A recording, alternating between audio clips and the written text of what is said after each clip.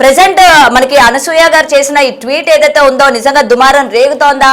ఇటు హిందూ దేవాలయాలకి సంబంధించి ఆమె చేసిన పోస్ట్ ఏదైతే ఉందో అది ఎంతవరకు మనం తీసుకోవచ్చు అన్న వివరాలు కరాటి కళ్యాణి గారితో మాట్లాడి తెలుసుకునే ప్రయత్నం అయితే చేద్దాం. నమస్తే కళ్యాణి గారు. నమస్తే అమ్మా. రైట్, అయితే శివాజీ గారు చేసిన వ్యాఖ్యలు ఏవైతే ఉన్నాయో నిన్న ఆయన బయటకు వచ్చి సారీ చెప్పడం జరిగింది. ముఖ్యంగా అనసూయ గారు నిన్న ఒక పోస్ట్, అంటే ఇవాళ పొద్దున్న నుంచి ఒక పోస్ట్ చేయడం జరుగుతుంది. దేవాలయాల్లోని విగ్రహాలు ఏ విధంగా అయితే ఉంటాయో మరి దాన్ని మీరు ఆడవాళ్ళని దేవతల్లా చూసుకొని దండం పెట్టుకొని వెళ్ళిపోతారు, అలాగే డ్రెస్అప్ బయట అయితే మాత్రం మీరు ఇలాంటి విమర్శలు చేస్తారు అని చెప్పి ఆవిడ మాట్లాడడం జరిగింది. దీన్ని మనం ఎలా చూడొచ్చు అంటారమ్మా? అనసూయ గారు వివాదాన్ని చిలికి చిలికి గాలివాని చేస్తున్నట్టుగా అవసరం లేకుండా పెద్దగా చేస్తున్నారు ఆవిడ.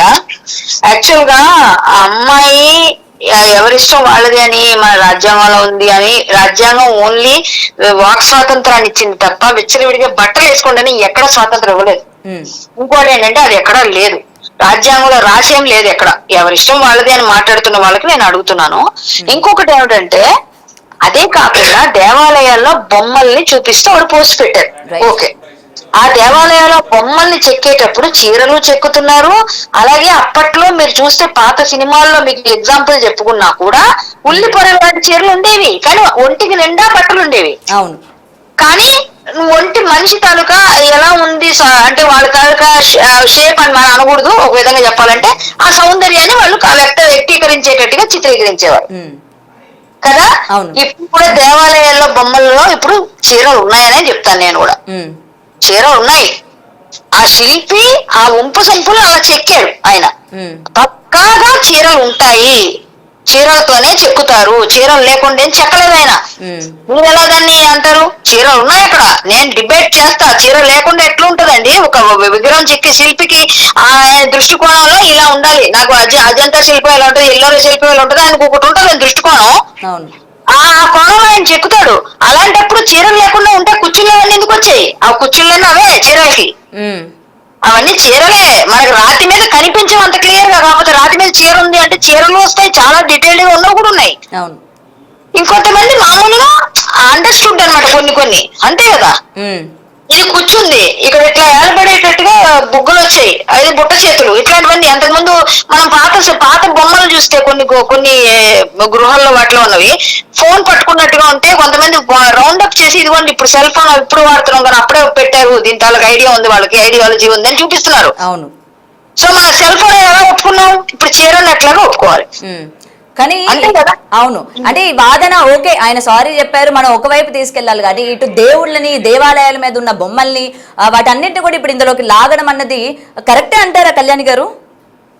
అమ్మా, ఇప్పుడు మూర్ఖుల మనస్సును రంజింప చేయలేము అనేది ఒక సామెత ఉంటది.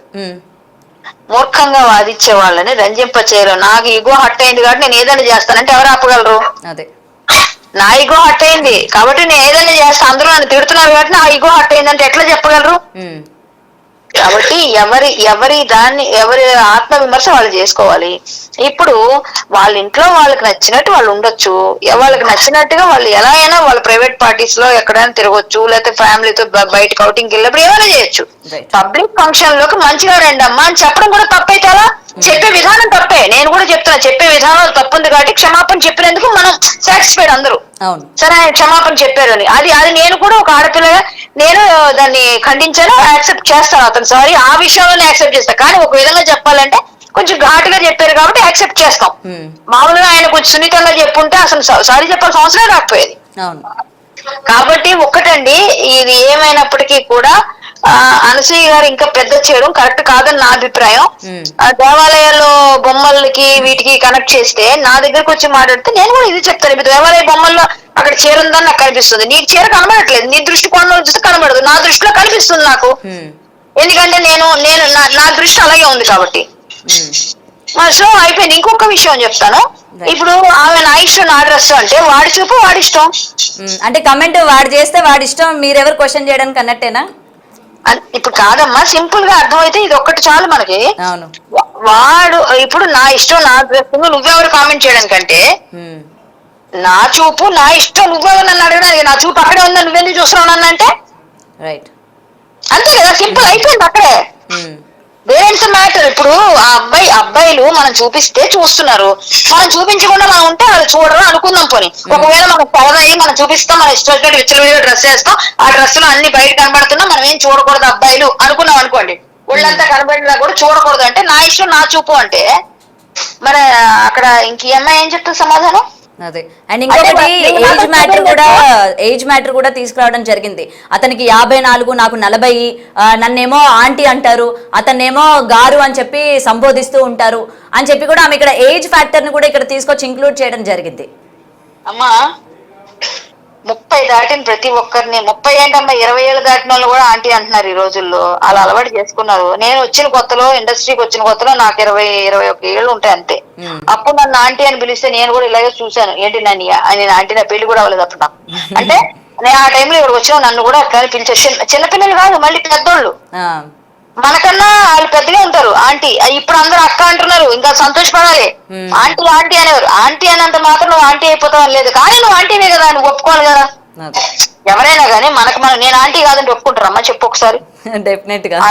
అలాగే నాకు తెలుసు కదా, నన్ను ఆంటీ అనకూడదు అంటే మిమ్మల్ని ఏమన్నారు మరి? అక్క అని పిలవాలా, చెల్లి అని పిలవాలా, స్వీట్ 16 పాప అని పిలవాలా? ఎలా పిలాలి మీరే చెప్పండి. అలా పిలుస్తారు. కానీ ఒకటేనండి, ఆయనకి 54 అయినా అన్న అంటారు, మిమ్మల్ని అక్క అంటారు. తప్పేంది, అక్క అన్న అనుకోవడం తప్పలేదు. మనం ఆంటీ అంటే ఫీల్ అవుతాం అంటే మళ్ళీ దానికి ఇంకోటి అలా దేనికి పెడితే అన్నిటి ఫీల్. ప్లస్ ఇంకోటి ఏంటంటే వీళ్ళన్నీ చూపిస్తే పర్వాలేదు కానీ మేము చూడకూడదు అంటే ఎలా అన్నది వాళ్ళ క్వశ్చన్ నుంచి కూడా వస్తుంది. అంటే నా భర్తకి లేనిది, లేకపోతే నా ఇంట్లో వాళ్ళు నాకు అభ్యంతరకరం చెప్పండి, మీరెవరు నాకు చెప్పడానికి, మీరెవరు నన్ను క్వశ్చన్ చేయడానికి, బట్టల గురించి చెప్పడానికి మీరెవరు అని చెప్పి వీళ్ళందరూ ఇవాళ బయటకు వచ్చి మాట్లాడుతూ ఉన్నారు. పాయల్ కావచ్చు, లేకపోతే చిన్మయ్ గారు, అనసూయ గారు, ఈవిడేంటంటే ఇంకొంచెం ఎక్స్టెండ్ అయ్యి దేవాలయాల గురించి కూడా మాట్లాడడం జరిగింది. అంటే మన ఇష్టం వచ్చినట్టు ఇండస్ట్రీలో ఉన్నాం కదా, మనకు నచ్చిన బట్టలు వేసుకోవచ్చు, మనకి నచ్చినట్టు చూపించవచ్చు, నచ్చినట్టు మనం తిరగొచ్చు, బట్ ఎవరైనా ఏమైనా అంటే మేము ఊరుకునేది లేదు అన్న ఈ ధోరణి ఏదైతే ఉందో ఇది కరెక్ట్ అంటారా అసలు? అంటే పెంపకం ఆలోచించాలి ఇంకా అక్కడ. ఎందుకంటే తల్లిదండ్రులు యాక్చువల్ గా ఏంటంటే తల్లిదండ్రులు వాళ్ళ పిల్లల్ని చిన్నప్పటి నుంచి వాళ్ళకి కట్టుబాటులతోని మనకి ఇలా పెంచాలి అని తెలిస్తే, మన భారతదేశం గురించి ఔన్నత్యం గురించి చెప్పి పెంచుంటే ఖచ్చితంగా వాళ్ళు అలా తయారవ్వరండి. ఇప్పుడు మీరెవరు నాకు అనడానికంటే, ఇప్పుడు స్కూల్లో టీచర్ కొట్టినప్పుడు చిన్నప్పుడు మమ్మల్ని కొడితే మేమందరం భరించేవాళ్ళం, మండ చూపించేవాళ్ళం. అది ఆ మండ చూపించినందుకు అప్పుడు నొప్పి పెట్టినా గానీ ఇప్పుడు మా అందరికి ఒక విధంగా అది మంచి జరిగిందని ఫీల్ అవుతాం. ఎందుకంటే డిసిప్లిన్ వచ్చింది. ఇప్పుడు పిల్లలు కొట్టి చూడండి, తల్లిదండ్రులతో సహా అందరూ వెళ్ళిపోతారు, దండేస్తారు. నువ్వెవరిని అనుకోవడం కదా, మరి గురు బ్రహ్మ అని ఎందుకన్నావు అప్పుడు? అలాగే తల్లిదండ్రులు ముందు నుంచి ఇవన్నీ నేర్పాలిగా. గురువులు తల్లిదండ్రులు నేర్పే సంస్కారం నుంచే మనకు వస్తుంది.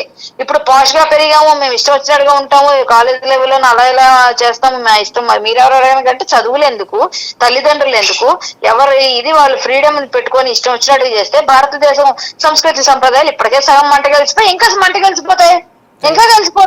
మనం పెంపకం నుంచి మొదలు పెడితే ఇలాంటి మాట్లాడరు. ఇప్పుడు వీళ్ళందరూ నా ఇష్టమని తిరిగే వాళ్ళందరికి కూడా రేపు పొద్దున వాళ్ళు బయటకు వెళ్ళేటప్పుడు ఎక్కడో ఒక దగ్గర చేదనుభవం ఎదురైనప్పుడు అయ్యో నాకు సపోర్ట్ ఎవరు రావట్లేదే అని అనడానికి ఈ మాటలని సరిపోగా ఆ రోజు ఎందుకు వస్తారు? ఏమో ఆ రోజు చెప్పిన విన్నావా నువ్వు అని అంటారు కదా. చేదనుభవం ఎదురవుతుంది అంటారా? ఎక్కడో దగ్గర ఎదురవుతుంది. ఎందుకంటే కన్ఫర్మ్ గా జనాలు అందరూ దృష్టిలో అందరూ మంచిగా ఉండరు, అలాగని చెప్పి అందరూ చెడ్డవాళ్ళు కాదు. మనకు ఇప్పుడు ఇంత గట్టిగా వాదించారు కాబట్టి కావాలని ఎక్కడైనా ఏదైనా చిన్న చేయాలని చేసినా కూడా ఎందుకంటే మీరు అలా మాట్లాడారు అనడానికన్నా కూడా ఇప్పుడు రివర్స్ ఇప్పుడు ఏదో విధంగా చేయాలని ఎదురైతే బాధే కదా అది ఆడపిల్లకి.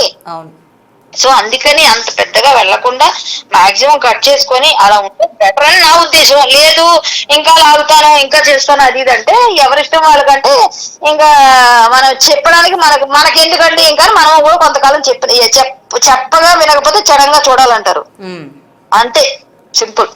రైట్ మ్యామ్, థ్యాంక్ యూ అండి. రైట్. అయితే ఇప్పటికే ఈ వివాదం మనం చూస్తూ ఉన్నాము, చిలికి గాలివాన అయినట్టు ఆల్రెడీ సారీ అన్నది చెప్పారు కదా. మళ్ళీ ఇంకా ఎందుకు ఇప్పుడు ఏంటంటే అనసూయ గారు ఏదైతే బాధపడ్డారో అది అక్కడి వరకు అందరూ కూడా సమర్థించారు. ఎస్ ఓకే, మీరు మీ బట్టల గురించి అలాగే చేసిన భాష ఏదైతే యూజ్ చేసామో అది కరెక్ట్ కాదు కాబట్టి అని చెప్పి ఆయన సారీ చెప్పడం కూడా జరిగింది. అయితే దాన్ని కూడా వ్యంగ్యంగా తీసుకుంటూ నిన్న ఆమె నడిపిన ఒక లైవ్ లోని సోకాల్డ్ ఏజ్ గురించి మాట్లాడుతూ దట్టు ఒక సింపతి కార్డ్ అనేది మీరు అక్కడ ప్లే చేశారు, మీరు ఒక్కరు అక్కడ మొత్తం కూడా కూర్చొని మీరు ఒక బాధితుడిలాగా మిమ్మల్ని మీ మీద అందరూ విరుచుకుపడుతున్నారు అన్నట్టు మాట్లాడుతున్నారు అన్నట్టు మనకి ఆ లైవ్ లో కూడా అవి మాట్లాడడం జరిగింది. అండ్ సరే ఇక్కడ వరకు ఆగకుండా ఈ రోజు ఆమె చేసిన ఇన్స్టా పోస్టులు కనుక మనం చూసుకున్నట్లయితే ముఖ్యంగా దేవాలయాల పైన ఉన్న విగ్రహాలని ఉద్దేశిస్తూ అక్కడున్న ఆ విగ్రహాలని ఆమె మీరు అంటే జనాలు ఏ విధంగా చూస్తారు అంటే అది గుడిలో ఉంది కాబట్టి అది మంచిది, గుడి బయట ఉంటే చెడ్డదా, ఇది ఎలా అవుతుంది అంటే దీన్ని ఎలా మీరు ఈ విధంగా కన్వర్ట్ చేస్తున్నారు అని చెప్పి కూడా ఆమె రియాక్ట్ అయిన విధానం ఏదైతే ఉందో అక్కడైతే లేడీస్ కి తల వంచి మీరు దండం పెట్టుకుంటారు, బయట మీకు అదే వస్త్రాధరణలో కనుక కనిపించినట్లయితే ఈ విధంగా మాట్లాడతారు. ఆమె రియాక్ట్ అవ్వడం కూడా జరిగింది. దానికి సంబంధించి చాలా మంది కూడా ఆమెకి సపోర్ట్ చేస్తూ మాట్లాడిన విధానం కూడా మనకి ఇప్పటికే ఇన్స్టాగ్రామ్ లో కూడా పోస్టుల్లో కూడా చూసాం. మరి మీకేమనిపిస్తుంది అసలు అంటే ఈ విధంగా ఓకే ఇక్కడ ఈ ఇష్యూ ఏదైతే ఉందో ఇటు ఆడవాళ్ళని అలాగే ఆడవాళ్ళ యొక్క డ్రెస్సింగ్ గురించి ఉద్దేశిస్తూ మాట్లాడిన విధానం ఏదైతే ఉందో శివాజీ సంబంధించి చాలా మంది ఫైర్ అయ్యారు, ఇండస్ట్రీ నుంచి చాలా మంది యాక్ట్రెస్లు అండ్ పెద్ద పెద్ద వాళ్ళందరూ కూడా రియాక్ట్ అయ్యారు హీరోలతో సహా. ఆ విధంగా మనలో ఉన్న అంటే మన ఫీల్డ్లో ఉన్న వాళ్ళని మనమే ఈ విధంగా కించపరుచుకుంటే ఎలా అని చెప్పి